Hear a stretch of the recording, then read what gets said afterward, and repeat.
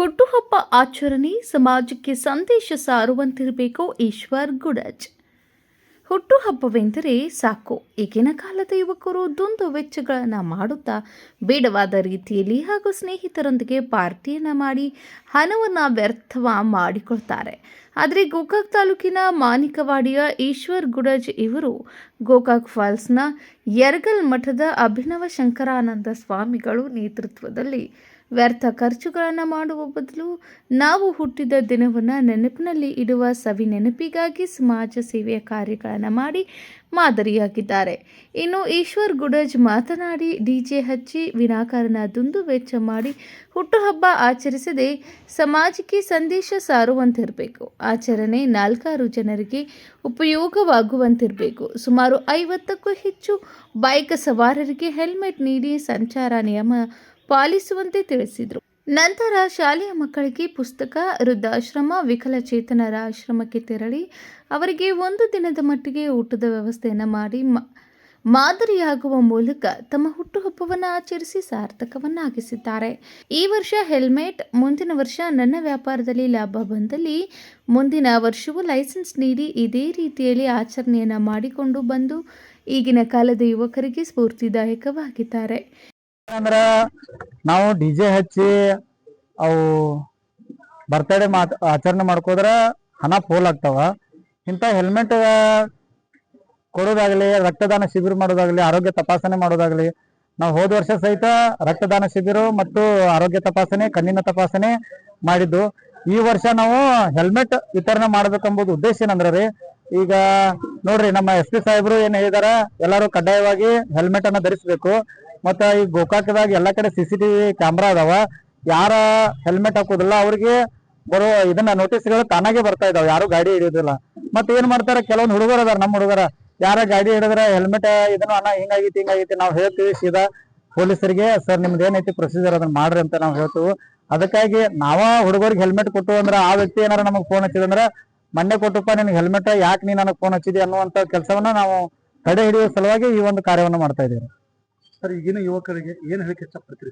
ಈಗಿನ ಯುವಕರಿಗೆ ಇಂಥ ಹುಟ್ಟುಹಬ್ಬ ಆಚರಣೆ ಮಾಡೋದು ಎಲ್ಲಾರದು, ಪ್ರತಿಯೊಬ್ಬರು ನಂದು ಒಂದಲ್ಲ, ಯಾರೋ ನೀವು ಮಾಡ್ಕೋಬೋದ್ರೆ ಒಂದು ಸಮಾಜ ಕಾರ್ಯ ಮಾಡ್ರಿ. ಅನಾಥಾಶ್ರಮ ಇದಾವ, ವೃದ್ಧಾಶ್ರಮ ಇದಾವ, ಆಮೇಲೆ ವಯಸ್ಸಾದರ ಅಜ್ಜಿಗಳು ಅದಾವ. ಅವ್ರಿಗೆ ತಮ್ಮ ಮೂಲಕ ಏನಾದ್ರ ಒಂದು ಸಹಾಯ ಆದ್ರ ಅದು ದೇವ್ರು ನಿಮಗ, ನೀವು ₹1 ಕೊಟ್ರೆ ದೇವ್ರು ನಿಮಗೆ ₹10 ಕೊಡುವಂತ ಕೆಲಸವನ್ನ ಮಾಡ್ತಾನ. ಸರ್, ಈಗ ಎಷ್ಟೋ ಜನ ಮುಖಂಡದಾರ ಸರ್, ಕೆಲವು ಜನ ಮುಖಂಡರು ಏನ್ ಮಾಡ್ತಾರೆ ಸರ್, ಬರೀ ದುಡ್ಡು ಗಳಿಸಿದ್ರೊಳಗದಾರ. ಆದ್ರೆ ತಾವು ಕೂಡ ಅದಿರಿ. ಈ ವಿಚಾರ ಬರ್ಲಿಕ್ಕೆ ಅಂತ ತಮಗ ಅನ್ನೋದು ಏನಾರ ಅಂತ ಐತರ ಘಟನೆ ಆಗಿತ್ತಾತ ಅಂತಾರೆ ಸರ್. ಏನಂದ್ರೆ ನಾನು ಈ ಮಟ್ಟಿಗೆ ಬರ್ಬೇಕು 2017ರಿಂದ ನಾನು ಸಂಘಟನೆಗೆ ಬಂದವನ್ರಿ. ನಾನು ಆರ್ಟ್ಸ್ ಇದನ್ನ ಕಾಮರ್ಸ್ ಒಂದು ಹಚ್ಚೀನಿ. ಬಟ್ ಕಾಮರ್ಸ್ ಹಚ್ಚಿದಾಗ ನಾನು ಬಾಬಾ ಸಾಹೇಬ್ರ ಬಗ್ಗೆ, ಬುದ್ಧನ ಬಗ್ಗೆ, ಬಸವಣ್ಣವ್ರ ಬಗ್ಗೆ ಏನು ಓದಿನಿ. ಒಂದು ಆಕ್ಸಿಡೆಂಟ್ ಆಯ್ತು. ಆಕ್ಸಿಡೆಂಟ್ ಆದ ಕೂಡಲೇ ನಾನು ಮನ್ಯಾಗ ಕೂತು ಪುಸ್ತಕ ಓದಾಕೈತ್ನಿ. ನಾ ಇನ್ನ ಬರೀ LLB ಮಾಡಿ ವಕೀಲ ಆಗ್ಬೋದು, ನನ್ನ ಮನಿನ ಸಾಕ್ಬಹುದು ಅಷ್ಟೇ ಇತ್ತು. ಆದ್ರೆ ಸಮಾಜ ಕಾರ್ಯವನ್ನ ನಾವು ಏನಾದ್ರು ಹೊರಗೆ ಬಿದ್ರೆ ಇಡೀ ಸಮಾಜವನ್ನ ಕಾಪಾಡ್ಬೇಕಂತ ಹೇಳಿ ನಾವು ಆ ದೃಷ್ಟಿ ಇಟ್ಕೊಂಡು ಸಮಾಜ ಸೇವೆ ಮಾಡಕ್ ಬಂದೇವ್ರಿ. ಸರ್, ಈಗಿನ ಈ ಮುಖಂಡರಿಗೆ ಸರ್ ತಮ್ಮ ಒಂದು ಏನು ಸರ್, ಅವ್ರಿಗೆ ಏನಾದ್ರು ಮೆಸೇಜ್ ಸರ್ ಈಗಿನ ದಲಿತ ಮುಖಂಡರಿಗೆ? ಈಗಿನ ದಲಿತ ಮುಖಂಡರಿಗೆ ನಾ ಏನ್ ಮಾಡ್ತೀವಿ ಅಂದ್ರ, ನಮ್ಮ ಸಮಾಜದಲ್ಲಿ ಹುಟ್ಟಿ ನಮ್ಮ ಸಮಾಜದವ್ರಿಗೆ ಅನ್ಯಾಯ ಮಾಡೋದಾಗ್ಲಿ, ಆಮೇಲೆ ಬೇರೆ ಸಮಾಜದವ್ರಿಗೆ ಅನ್ಯಾಯ ಮಾಡೋದಾಗ್ಲಿ, ನಾವು ನಮ್ಮ ಏನು ಈಗ ನಾವೇನ್ ಲೀಡರ್ಗಳಿದಾವ, ನಾವೇನ್ ದೊಡ್ಡ ಮನುಷ್ಯರಲ್ಲ. ಕಾನೂನು ಅಂದ್ರೆ ಎಲ್ಲರಿಗೂ ಒಂದ. ಇವತ್ತು ಭಾರತದ ಯಾವುದೇ ದೇಶದ ಯಾರೇ ಇದ್ರೂ ಭಾರತ ದೇಶದ ಮೇಲೆ ನೀವು ತಪ್ಪು ಮಾಡ್ರೆ ಅದು ಕ್ರಮ ಆಗ್ತೈತಿ.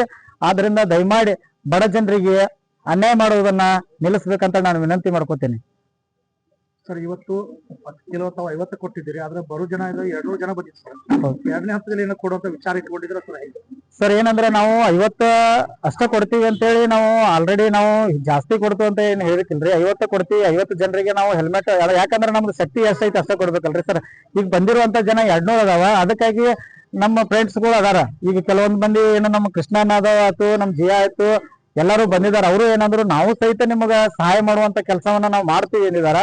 ಆ ದುಡ್ಡನ್ನ ತಗೊಂಡು ಈ 100 ಜನರಿಗೆ ಮತ್ತೆ ನಾವು ಅವ್ರ ಎಲ್ಲಾ ಕಾಂಟ್ಯಾಕ್ಟ್ ನಂಬರ್ಗಳನ್ನ ತಗೊಂಡಿದೀವಿ, ಅವ್ರ ಗಾಡಿ ನಂಬರ್ ತಗೊಂಡಿದೀವಿ, ಮತ್ತೆ ಕೊಡುವಂತ ಕೆಲಸ, ಅವ್ರ ಮನೆಗೆ ಹೋಗಿ ಕೊಡುವಂತ ಕೆಲಸ ನಾವು ನಮ್ಮ ಕಾರ್ಯಕರ್ತರು ಮಾಡ್ತಾರೆ. ಸರ್, ಈ ವರ್ಷ ಹುಟ್ಟುಹಬ್ಬದಲ್ಲಿ ತಾವು ಹೆಲ್ಮೆಟ್ ವಿತರಣೆ ಮಾಡಿದ್ರಿ.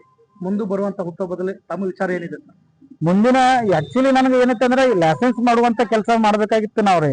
ಅದ್ರ ಲೈಸೆನ್ಸ್ಕ 1400 ರೂಪಾಯಿ ಬರಾಕೈತ್ರಿ. ಅದಕ್ಕಾಗಿ ಇದು ಬಹಳ ವೆಚ್ಚ ಆಗ್ತೈತಿ. ಅದಕ್ಕಾಗಿ ನಾವು ಕಮ್ಮಿ ಬಜೆಟ್ದಾಗ ಇದನ್ನ ಮಾಡಿದ್ವು. ದೇವ್ರು ನಮ್ಮ ಬಿಸ್ನೆಸ್ ದಾಗ ಇನ್ನೂ ಸ್ವಲ್ಪ ಏನಾರ ಇಂಪ್ರೂವ್ ಮಾಡಿದ್ವು ಅಂದ್ರ ನಮ್ದೇ ಆದಂತ ಬಿಸ್ನೆಸ್ ಗಳು ಅದಾವ, ಹೋಟೆಲ್ ಅದಾವ, ಕೋಳಿ ಫಾರ್ಮ್ ಇದಾವ, ಆಮೇಲೆ ಚಾ ಅಂಗಡಿ ಐತಿ, ಕ್ಯಾಂಟೀನ್ ಗಳದಾವ. ಇವು ದೇವ್ರು ನಮಗ್ ಮತಟ್ ಜಾಸ್ತಿ ಕೊಟ್ಟಂದ್ರ ಬರೋ ಮುಂದಿನ ದಿನಮಾನಗಳಲ್ಲಿ ನಿಜವಾಗ್ಲೂ ನಾನು ಲೈಸೆನ್ಸ್ ಮಾಡುವಂತ ಕೆಲಸವನ್ನ ನಾನು ಮಾಡ್ತೀನಿ. ಈಶ್ವರ್ ಮಾರುತಿ ಗುಡಜಿ. ಇನ್ನು ಹುಟ್ಟುಹಬ್ಬಕ್ಕೆ ಆಗಮಿಸಿದ ಅಭಿನವ ಶಂಕರಾನಂದ ಯರಗಲ್ ಸ್ವಾಮೀಜಿಗಳು ಈಶ್ವರ್ ಗುಡಜಿಯವರಿಗೆ ಆಶೀರ್ವದಿಸಿ ಅಭಿನಂದಿಸಿದರು. ಈಶ್ವರ್ ಗುಡಜಿಯವರಿಗೆ ಜೊತೆಯಲ್ಲಿ ತಮ್ಮ ಕುಟುಂಬದ ಸರ್ವ ಸದಸ್ಯರು ಹಾಗೂ ಗೆಳೆಯರು ಸಾಥ್ ನೀಡಿದರು. ಅಂದಹಾಗೆ ಈಶ್ವರ್ ಗುಡಜಿ ಸಮಾಜ ಸೇವೆ ಮಾಡುವುದರಲ್ಲಿ ಸೈ ಎನಿಸಿಕೊಂಡು ಇನ್ನುಳಿದವರು ಕೂಡ ಇವರ ದಾರಿಯಂತೆ ನಡೆಯಲು ತಿಳಿಸಿದರು. ಈ ಸಂದರ್ಭದಲ್ಲಿ ಹಿರಿಯರಾದ ಗೋಳಪ್ಪ ಅಸುದೆ, ಮಹಲ್ಮಾನಿ, ಸಹೋದರ ಶಿವು ಗುಡಜ್, ಗೆಳೆಯರಾದ ಮುದ್ಲಿಂಗ ಗೋರ್ಬಾಳ್, ಸಂಜಯ್ ಮೇಗೇರಿ, ಶಿವರಾಜ್ ಮಗಿನ್ನವರ್, ರಾಹುಲ್ ಕಟ್ಟಿಮನಿ, ಜಿಯಾವುಲ್ಲಾ, ಲಕ್ಷ್ಮಣ ನಾವಿ, ಪತ್ರಕರ್ತರು ಸೇರಿದಂತೆ ಮತ್ತಿತರರು ಉಪಸ್ಥಿತರಿದ್ದರು. Manohar Megeri, KMM news, Gokak.